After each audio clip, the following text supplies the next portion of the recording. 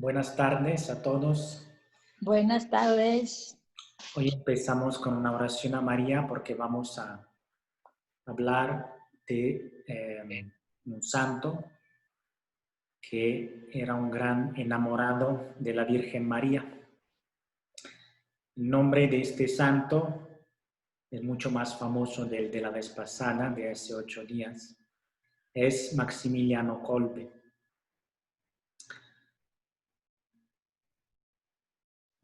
Al terminar de la plática, de la conversación de la semana pasada, una de nosotros decía: me da gusto ver cómo también en las últimas décadas hubo grandes santos en la iglesia, porque significa que la iglesia sigue dando frutos, ¿no?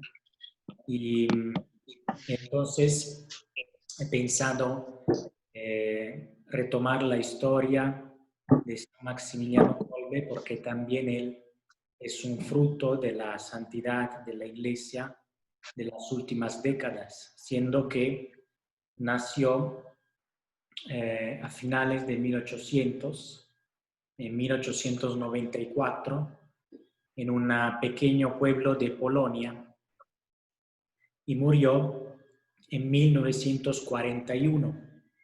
Ya la fecha nos hace pensar en la Segunda Guerra Mundial. Murió en Auschwitz, ¿no?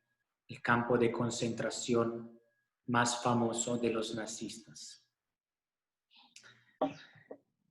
Desde muy chiquito, así como Rolando Rivi, Maximiliano Kolbe quiso entrar al seminario, solo que en lugar que entrar a un seminario diocesano, entró en el seminario de los franciscanos, de los frailes franciscanos cerca de su pueblo. En particular era la orden de los conventuales. Los franciscanos se dividen en 3 órdenes principales: los menores, los conventuales y los capuchinos. Él entró en la orden de los franciscanos conventuales. Y estudió a partir de los 13 años, a los 16 ya hizo los votos de novicio, y siendo que era un joven muy inteligente, sus superiores lo enviaron a Roma. Desde el 1912 hasta el 1919 estudió filosofía y teología en Roma. En el 18 fue ordenado sacerdote. Era una persona, como les decía, muy inteligente y que tenía intereses muy variados, hasta abarcar la física y la matemática. Pero también le gustaba la técnica, la ingeniería, proyectó aviones. Una persona muy curiosa, como vamos a ver al rato. En 1917, un año antes de ordenarse, perdón si la cronología va un poco como los gambarones, al revés, fundó una asociación junto con otros frailes que llamó la Milicia de la Inmaculada. 1917 era también la fecha de las apariciones de Fátima. Y eran los años en los cuales la Virgen pedía insistentemente, por medio, por ejemplo, de las apariciones de Fátima, que se rezara por la conversión de los incrédulos, de los que no tenían fe, de los ateos, de los que hacían además la persecución en contra de la Iglesia. Con la misma finalidad, Maximiliano Kolbe fundó esta asociación de la Milicia de la Inmaculada. Una razón más para conocer su historia, nosotros que somos de la parroquia de María Inmaculada, ¿no? Él quiso poner su milicia bajo la protección de la Inmaculada. ¿Cuáles eran los fines de la asociación? Buscar la conversión de los pecadores, incrédulos, cismáticos y sobre todo de los masones, y sobre todo la santificación de todos, aquí estamos todos, bajo el patrocinio y la mediación de Santa María Virgen. Bluetooth mode. Cuando volvió a Polonia, junto con otros frailes, se dieron a un proyecto realmente interesante y novedoso. En 1927, entonces él tenía apenas 33 años, comenzó a edificar de la nada una ciudad cerca de Varsovia, a la cual dio el nombre de Ciudad de la Inmaculada. En polaco, Niepokalono. ¿Qué quería hacer en esta ciudad? Ante todo, construyó al centro una gran basílica dedicada a la Inmaculada y un convento, monasterio. Pero el fin era la misión. En la ciudad había un gran complejo editorial, ¿no?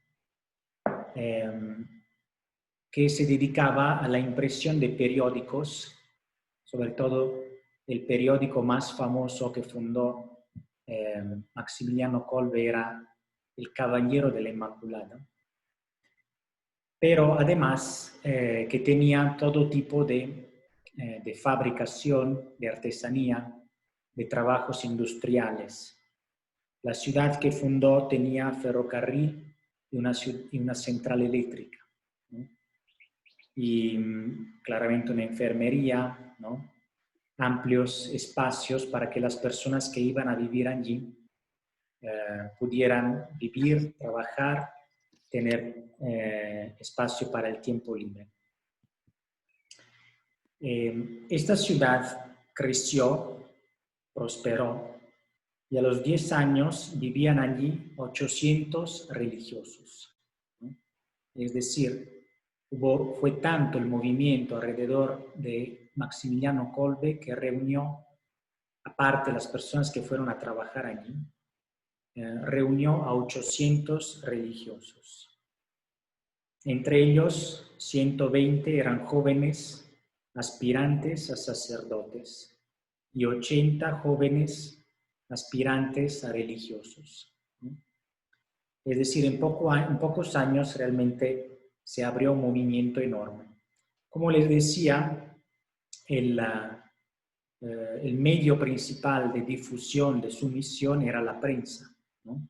Él quería dedicarse a la educación de la juventud, a la dirección de la opinión de las masas por medio de revistas, diarios, de radios, las bellas artes, escultura, pintura, música, y todos aquellos ámbitos de la vida que podían ser útiles para la evangelización.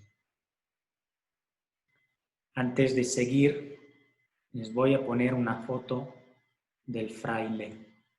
Ese era Maximiliano Kolbe, en una foto que lo retraía ya adulto. De todas formas, él no vivió mucho, vivió 47 años. Aquí debía ser poco antes de morir. Ok, este hombre no tenía realmente conocimiento del límite, es decir, sabía pensar a lo grande, ¿no? Decía un escritor que hablaba de él, era tenaz, obstinado, implacable, era un calculador nato, calculaba y cotejaba sin tregua, valoraba, fijaba, combinaba balances y presupuestos, entendía de todo, de motores, bicicletas, lineotipias, radio. Sabía lo que costaba poco y lo que costaba mucho. Sabía dónde, cómo y cuándo era conveniente comprar. No había sistema de comunicación demasiado veloz para él. Solía decir que el vehículo del misionero tendría que ser el modelo más reciente de avión. Es decir, realmente conocía todo de lo que era la técnica, la última tecnología, y todo lo ponía al servicio de la evangelización. Desde luego él no se quedó en Polonia, ¿no? En la ciudad de la Inmaculada, porque quería que la milicia de la Inmaculada, esa asociación religiosa, llegara a todo el mundo. En 1930, teniendo 36 años, mi edad, se fue a Japón sin conocer una palabra de japonés.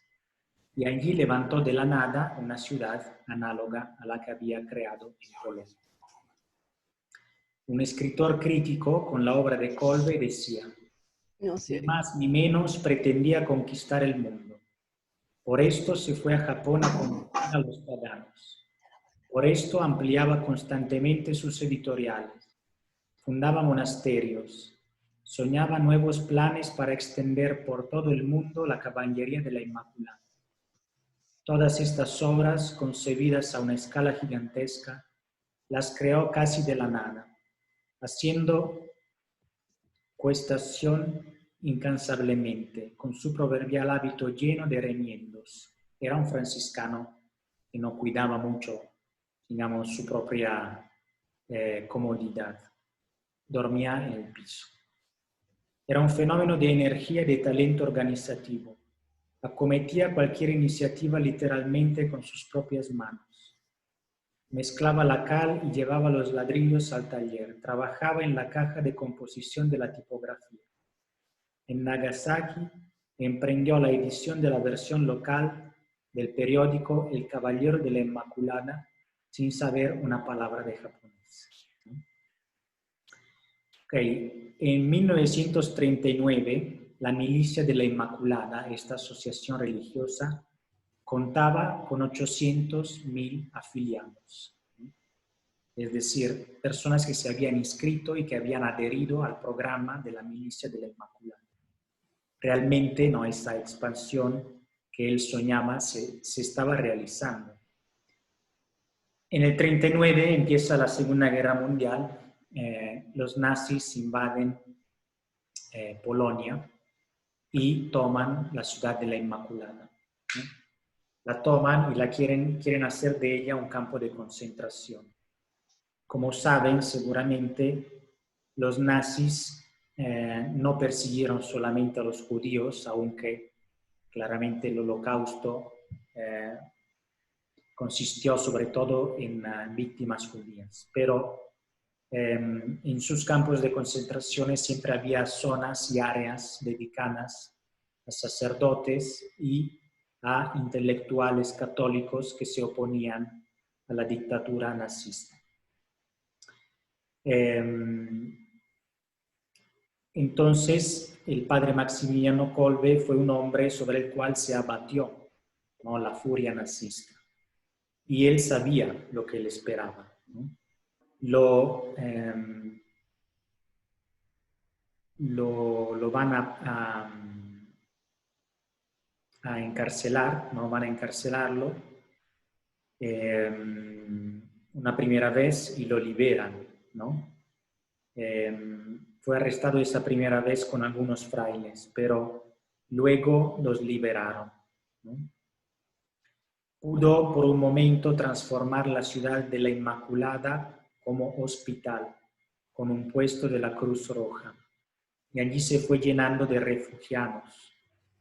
Siempre en los primeros años de la guerra, acogió a 2.000 expulsados de Poznania, una región de Polonia, y algunos centenares de judíos.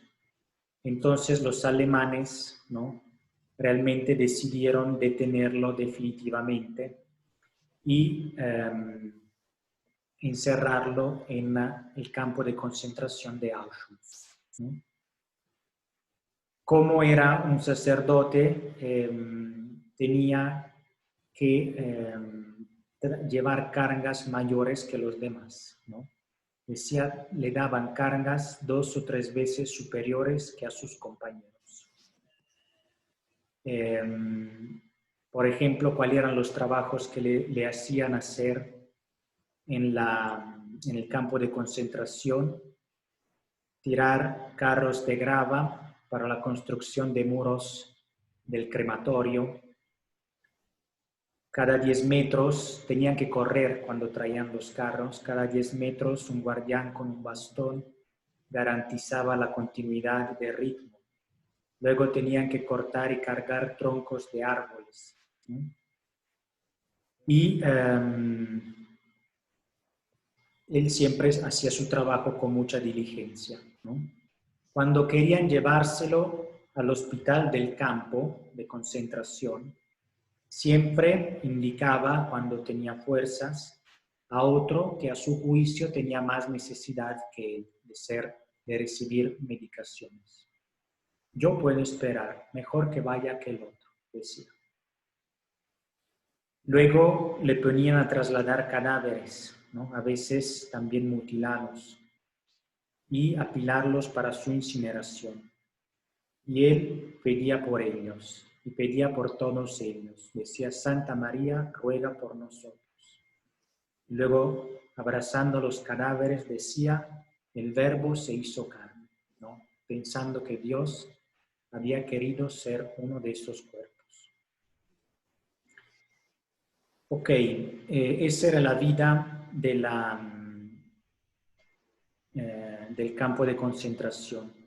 Luego llega el día tremendo en el cual uno de los detenidos de su barracón, el barracón 14, logra escapar.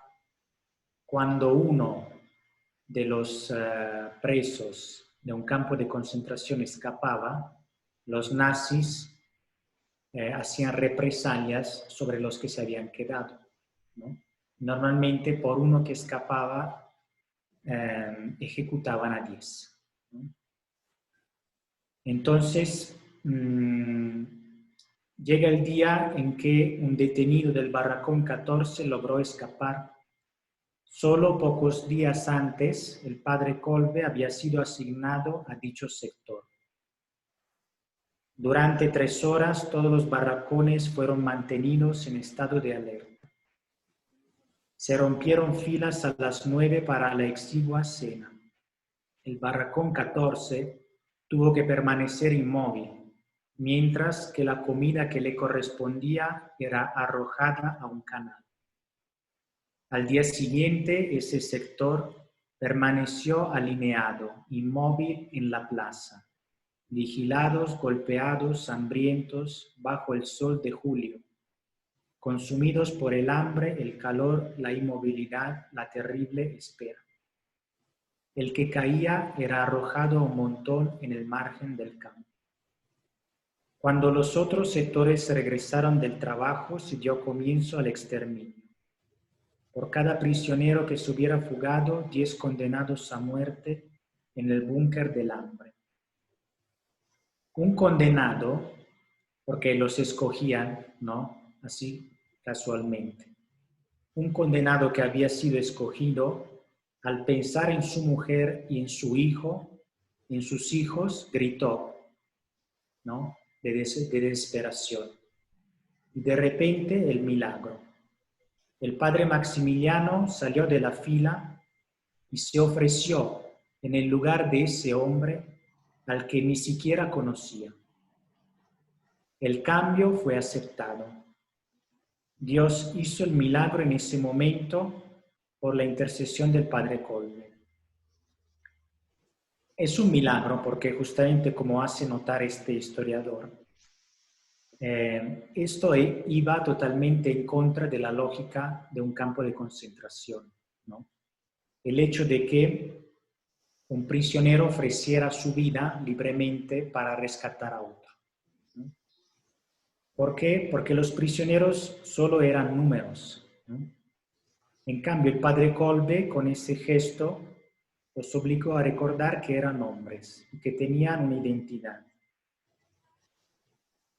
El guardia que estaba decidiendo a los 10 que iban a ser ejecutados le dice: ¿qué quiere este sucio polaco? ¿No? Al padre Kolbe. Soy un sacerdote católico. Soy viejo. Tenía solo 47 años. Y quiero ocupar su lugar porque él tiene mujer e hijos. El cambio implicaba una afirmación de elección, libertad y solidaridad, ¿no? Donde no había, ¿no?, ninguna de esas palabras, donde los nazis habían querido borrarlo con todo lo que era fraternidad humana, ¿no? El principio humanitario, según la ideología nazi, era una mentira judeocristiana, mientras en los campos solo vigía el principio de la raza. Entonces, el hecho de que el capitán aceptase el sacrificio, aceptase el trueque, porque hubiera podido decidir que murieran a los dos. En cambio, ese hombre sobrevivió también al campo. Y entonces, por consiguiente, el valor y la eficacia del don de la entrega libre fue un milagro, ya de por sí. Luego, el padre Kolbe fue encerrado en ese búnker del hambre, donde pasó 14 días junto con otros prisioneros, sobreviviendo también al límite de la desesperación, porque 14 días sin poder tomar ni comer. Y decían que del búnker del hambre escuchaban los demás presos los cantos, los himnos y las oraciones que el padre Kolbe hacía con los otros condenados a muerte. Es decir, les ayudaba cantando a rezar, ¿no?, a encomendarse a Dios en las últimas horas de su vida. La noticia de lo que estaba sucediendo se esparció también por los otros campos de concentración. Cada mañana se inspeccionaba el búnker del hambre. Cuando las celdas se abrían, aquellos infelices lloraban y pedían pan. El que se acercaba era golpeado y arrojado violentamente sobre el cemento. El padre Kolbe no pedía nada, no se quejaba. Permanecía sentado al fondo, apoyado en la pared. Los mismos soldados lo miraban con respeto. Después los condenados comenzaron a morir. A las 2 semanas, tan solo 4 con el padre Kolbe estaban vivos. Para que murieran, el 14 de agosto se les aplicó una inyección de ácido fénico en el brazo izquierdo. Era la víspera de una de las fiestas marianas que a Maximiliano le era más querida, la Asunción, a la que siempre cantaba de buen grado una de esas piezas populares que dice: iré a verla un día. Según el relato de su carcelero, cuando abrí la puerta de hierro ya no estaba vivo, pero me pareció que aún lo estaba. Todavía se apoyaba en la pared, su rostro que aún lo estaba, su rostro resplandecía de una forma desacostumbrada, los ojos muy abiertos y concentrados en un punto, toda su figura como en éxtasis. Nunca lo olvidaré, ¿no? Esa es la historia del padre Maximiliano Kolbe, ¿no? Y quise contársela también porque es evidente, escuchándolo, que la resurrección de Cristo puede llegar a iluminar las oscuridades más profundas, ¿no? La luz de Cristo puede resplandecer brillante aún dentro del mal más grande, como era Auschwitz, ¿no? Si ven documentales sobre el campo de concentración, era realmente la negación de la dignidad humana y la negación de Dios, ¿no? Pero dentro de esto, un hombre, por gracia, porque siempre es la gracia que sostiene estos gestos de donación extrema, pudo hacer brillar la verdad de Dios y la verdad de la dignidad humana, ¿no? Dando su vida por un papá, para que ese papá pudiera un día reunirse con su familia, ¿no? Ahora, es interesante, y esa es la última cosa que quería decir, que ese gesto de donación no nace de una persona que no tenía ninguna esperanza en la vida o que no tuvo ningún éxito en la vida, ¿no? El padre Kolbe, que había fundado la Milicia de la Inmaculada y que iba fundando ciudades y monasterios en el mundo, es el mismo que da la vida por una persona desconocida en el campo de concentración. Entonces, es esa misma energía de donación que antes se expresaba en una laboriosidad intensa, incansable para la evangelización, ¿no? Pero esa misma energía que luego se concentra y se expresa totalmente en el gesto de donar su vida por un hermano, ¿no? Entonces, realmente yo creo que la vida anterior a su martirio es también testimonio de su grandeza, ¿no? Y hace más precioso el sentido de su don, ¿no? Del don de su vida. Eso significa que la fe y la caridad siempre exigen fuerza y decisión, ¿no? Sea en las cosas pequeñas, sea en los gestos supremos como el martirio, ¿no? Una fuerza y una decisión que son como una virtud, como un coraje, ¿no? Que el Espíritu Santo puede cultivar en nosotros. Ok, aquí termina mi relato de la vida de San Maximiliano Kolbe. El día de su fiesta es el 14 de agosto, justamente, el día de su martirio.